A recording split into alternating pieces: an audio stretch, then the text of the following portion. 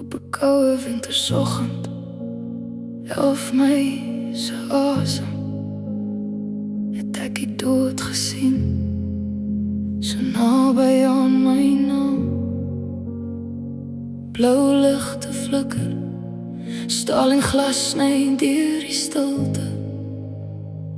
Ek het bly asemhaal, maar iets in my het bly lê. Ek het opgestaan uit die wrak van daai dag, maar ek het nooit weer hier teruggekom nie.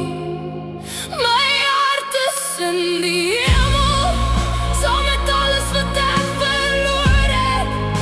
My liefde lê daarbo, waar ek nie weer kan raak nie. Ek loop nog hier rond, maar ek sien meer dieselfde nie. Ek het oorleef, maar ek het nooit weer geleef nie. 5 maanden later staan ek weer by oop grafte. 2 keer totsiens, en geen keer regtig reg nie.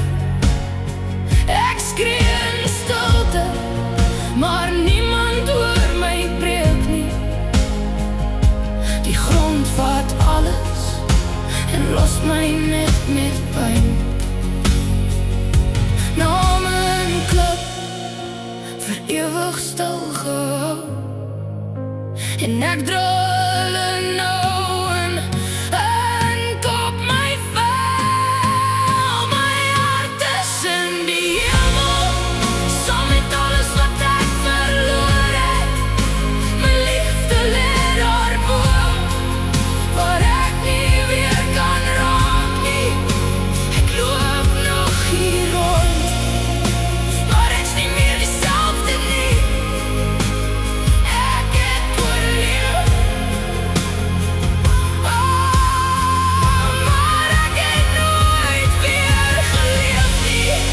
Liefde uitgekerf van koue graniet, stories wat niemand ooit weer lees nie. Ek draai hulle name onder my vel, sodat ek nooit weer alleen hoef te voel nie.